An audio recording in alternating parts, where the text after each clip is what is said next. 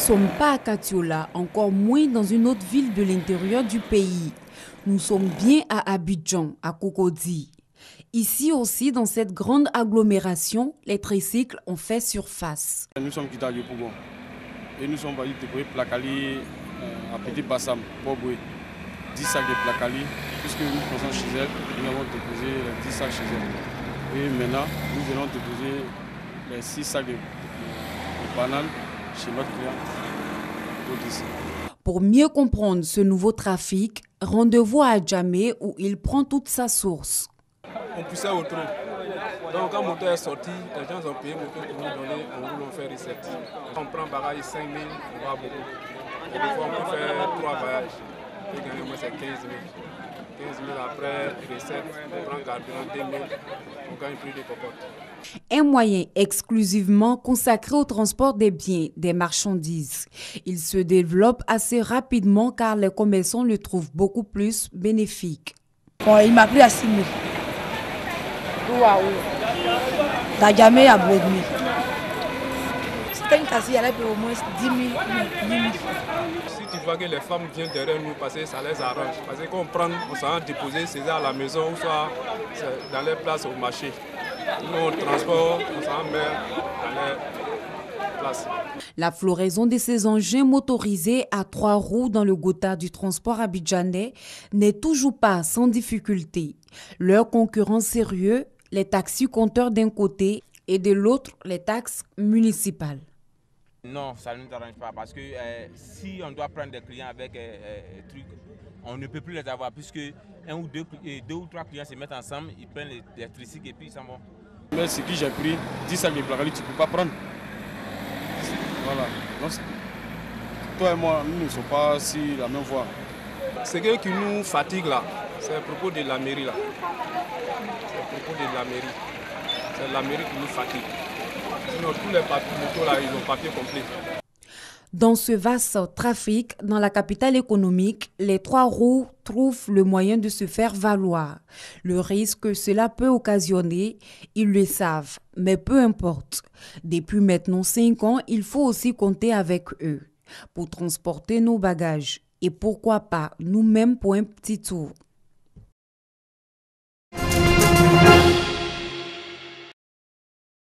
La Haute Autorité de la Communication Audiovisuelle, ACA, a procédé le 30 mai 2016 au lancement de 2 appels d'offres clos le 31 octobre 2016 en vue de l'autorisation de 1. 10 éditeurs de programmes pour l'exploitation d'un service de télévision privé commercial en clair sur le réseau TNT. 2 opérateurs de multiplex pour la distribution de services de télévision payants sur le réseau TNT. À l'issue de la transmission par la commission d'examen des rapports techniques, le collège des membres de la ACA, après délibération, en a entériné les conclusions. Ainsi, en ce qui concerne 1. L'appel d'offres du 30 mai 2016 pour l'autorisation d'éditeurs de programmes en vue de l'exploitation d'un service de télévision privé commercial, en clair sur le réseau TNT, le collège de la ACA a autorisé par décision du 14 décembre 2016 les sociétés ci-après à exploiter en Côte d'Ivoire un service de télévision privé commercial en clair sur le réseau TNT. Life TV, Optimum Media Côte d'Ivoire, Société audiovisuelle de Côte d'Ivoire, Sorano Côte d'Ivoire. 2. L'appel d'offres du 30 mai 2016 pour l'autorisation d'opérateurs de multiplex en vue de la distribution de services de télévision payants sur le réseau TNT, le collège de la ACA a autorisé par décision du 14 décembre 2016 les sociétés ci-après à exploiter un multiplex en vue de la distribution de services de télévision payants sur le réseau TNT. Télénom Côte d'Ivoire, Star Times Media Côte d'Ivoire. Soudain, je sentis un objet glacé qui entra dans ma chair comme un éclair. Aucun mot ne pourra jamais exprimer la violence de ce que je ressentis à ce moment précis. Voilà un extrait de l'œuvre autobiographique Le couteau brûlant de Ami Traoré dévoilant la face hideuse de l'excision. Ablation partielle ou totale du clitoris, des petites ou grandes lèvres, à des buts non thérapeutiques.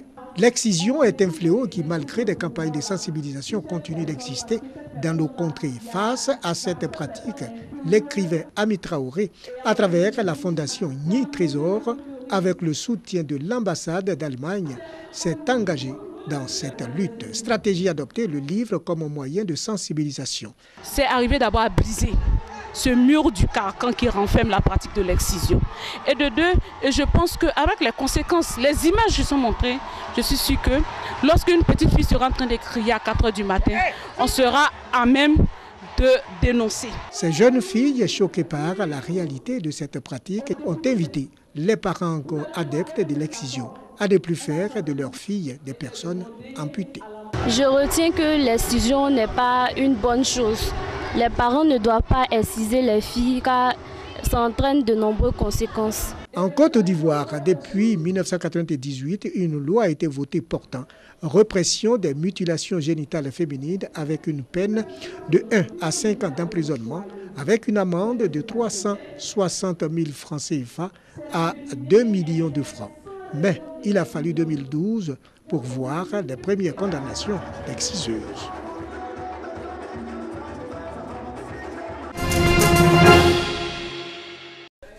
Ansou était sur le point de quitter son pays et peut-être ne jamais revenir.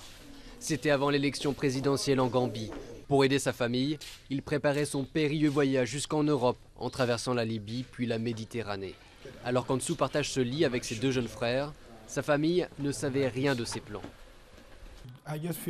Je vois bien notre situation, la situation de ma famille, et je ne travaille pas ici, donc je dois partir et mourir pour eux. Durant la campagne, le président Yahya Jammeh assurait que l'émigration est un choix. Dans ce pays, ce n'est pas à cause de la pauvreté. Mais pour l'opposition, le problème est bien le manque d'opportunités dans le pays. C'est à cause de la crise en Gambie. C'est pour ça que tout le monde veut faire ce voyage. Parce que si vous entendez le mot Europe, vous pensez que c'est le paradis. Mais ce n'est jamais comme ça. Au pouvoir depuis 22 ans, Jammeh a créé la surprise en reconnaissant dans un premier temps sa défaite au lendemain de l'élection. Avec les célébrations, une nouvelle vague d'espoir a soufflé sur la jeunesse gambienne. Président Barrow, pour la Gambie, notre patrie. Une nouvelle année, un nouvel État, un nouveau président, une nouvelle vie. C'est la libération des Gambiens, de notre jeunesse. Ansou a trouvé un travail temporaire sur un bateau de pêche. Il était sur le point de partir. L'espoir d'une vie meilleure sous un nouveau gouvernement l'a fait changer d'avis. J'aimerais rester et travailler, faire des affaires ici. J'aimerais vraiment vivre dans mon pays et réussir si Dieu le veut. Sa famille a fondu en larmes en apprenant son projet de gagner l'Europe. Ansou restera si la situation s'améliore, mais son avenir est incertain. Le président Jammeh conteste à présent sa défaite. «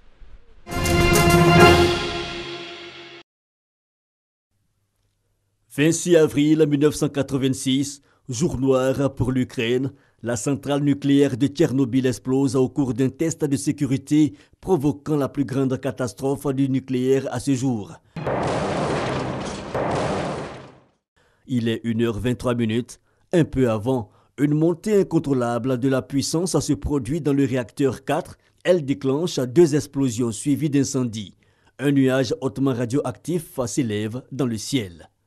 Face à la catastrophe, les autorités soviétiques gardent le silence, quitte à mettre en danger les populations. L'alerte sera donnée 2 jours plus tard. Dans la centrale, un employé a été tué sur le coup, son corps jamais retrouvé. Un autre décédé quelques heures plus tard à l'hôpital. Les premiers pompiers arrivés sur le site pour juguler l'incendie ont été soumis à une énorme irradiation.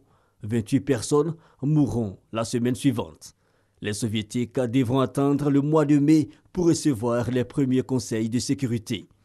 À la centrale de Tchernobyl, les autorités ont d'abord tenté en vain de verser de l'eau dans le réacteur avant de larguer par hélicoptère 4000 tonnes de sacs de plomb et de sable sur la partie éventrée.